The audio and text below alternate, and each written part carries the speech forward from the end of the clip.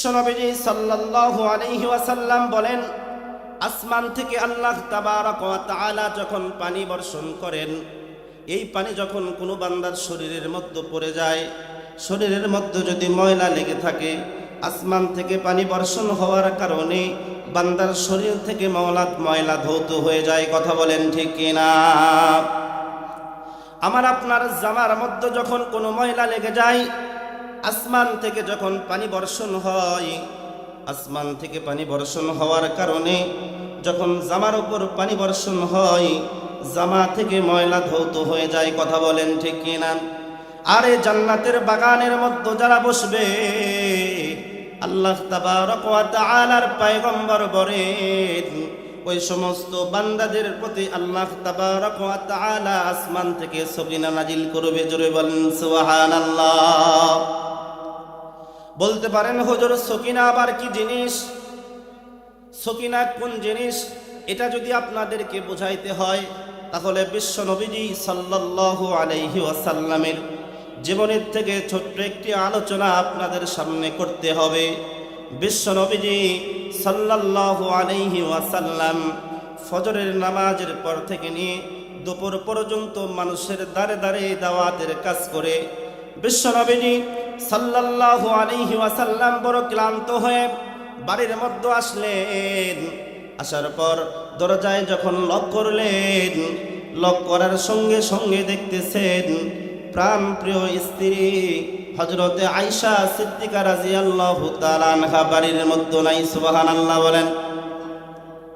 বিশ্ব নবীজি রাগ করলেন না, চিল্লাচিল্লি করলেন না, গালিগালাজ করলেন না।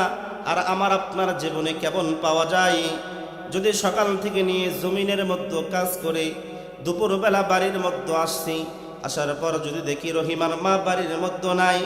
এমন লোক আছে হাতের কাছে লাঠি পাক আর যেটাই পাক না কেন, হাতের মধ্যে লইয়া পাড়া তালা পুরা গ্রাম তালাশ করে। কথা বলেন ঠিক কিনা? এমন ভাষায় গালি দেয় 14 গোষ্ঠী পর্যন্ত তালাক দেয়। কথা বলেন ঠিক কিনা? এরকম বীর পুরুষ আছে না নাই? মুরালদিঘি গ্রামে মনে হয় নাই? আছে। মুসলমান ইমানদার আল্লাহর গোলাম আমরা যারা স্বামী আছি, এখান থেকে আমাদের শিক্ষা নেওয়ার দরকার।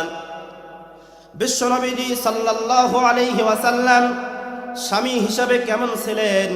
বিশ্বনবীজি সাল্লাল্লাহু আলাইহি ওয়াসাল্লাম স্বামী হিসাবে যেরকম ছিলেন, আমার আপনারও সেরকম স্বামী হওয়ার দরকার আছে না নাই? মুসলমান ইমানদার আল্লাহর বান্দা আল্লাহর গোলাম বিশ্বনবীজি সাল্লাল্লাহু আলাইহি ওয়াসাল্লাম রাগ করলেন না, গালিগালাজ করলেন না। আমি আপনি সুযোগ পাইলেই আমরা হাতের মধ্যে রিমোট নিয়ে টিভির খবর দেখতেছি, না কোনো সিনেমা আমরা দেখি কিনা? কথা বলেন ঠিক কিনা? সুযোগ পাইলেই চাষতলে দৌড় মারি, সুযোগ পাইলেই বাজারে দৌড় মারি। এটা আমার আপনার স্বভাব। আর বিশ্ব নবীজি সাল্লাল্লাহু আলাইহি ওয়াসাল্লাম যদি সুযোগ পাইতেন, বাজারে যাইতেন না, মুহূর্তের মধ্যে মসজিদে নববীতে চলে যাইতেন। সুবহানাল্লাহ বলেন।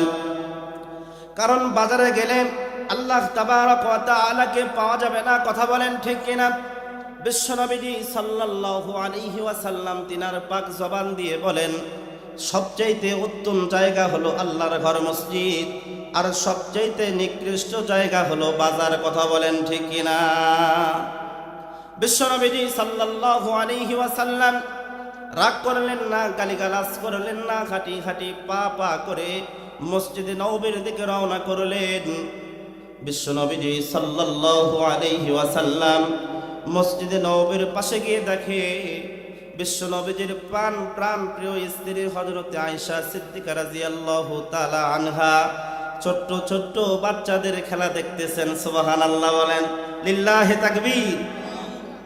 মুসলমান ইমানদার আল্লাহর বান্দা আল্লাহর গোলাম বিশ্বনবীজি হাবিবে কিবরিয়া জনাবে মুহাম্মদুর রাসূলুল্লাহ সাল্লাল্লাহু আলাইহি ওয়াসাল্লাম চাইলেই পিছন দিক থেকে আঘাত করতে পারতেন, চাইলেই ধমক দিয়ে বলতে পারতেন, রে আয়েশা কি ব্যাপার, সকাল থেকে নিয়ে আমি দাওয়াতের কাজে বাহিরে রয়েছি, তুমি কেন বাসার মধ্যে নাই? বিশ্বনবীজি ধমক দিলেন না, বরং বিশ্বনবীজি সাল্লাল্লাহু আলাইহি ওয়াসাল্লাম হযরত আয়েশার মাথার উপর দিয়ে হাত দিয়ে মসজিদের নববীর সঙ্গে ট্যাগ লাগায়া আয়েশার সঙ্গে বিশ্ব নবীজিও খেলা দেখতেছেন। জোরে বলেন সুবহানাল্লাহ।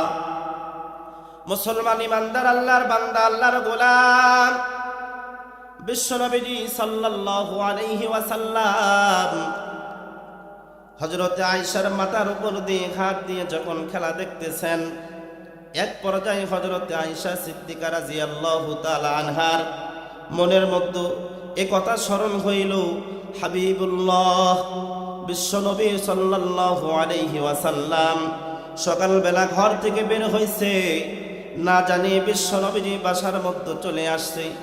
আর সকাল থেকে নিয়ে নবী আমার মানুষের দ্বারে দ্বারে দাওয়াত দিতেছে। আর যদি আমি আয়েশা দীর্ঘক্ষণ পর্যন্ত খেলা দেখতেছি, বিশ্বনবীজি সাল্লাল্লাহু আলাইহি ওয়াসাল্লাম বাড়িতে এসে আমি আয়েশাকে যদি না পাই, বিশ্বনবীজি কষ্ট পাইবেন।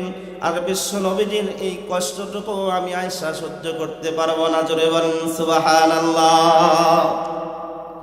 মা বোনদেরকে বলতে চাই, মা দেখেন স্ত্রী হিসাবে হযরত আয়েশা সিদ্দিকা রাদিয়াল্লাহু তাআলা আনহা কেমন ছিলেন।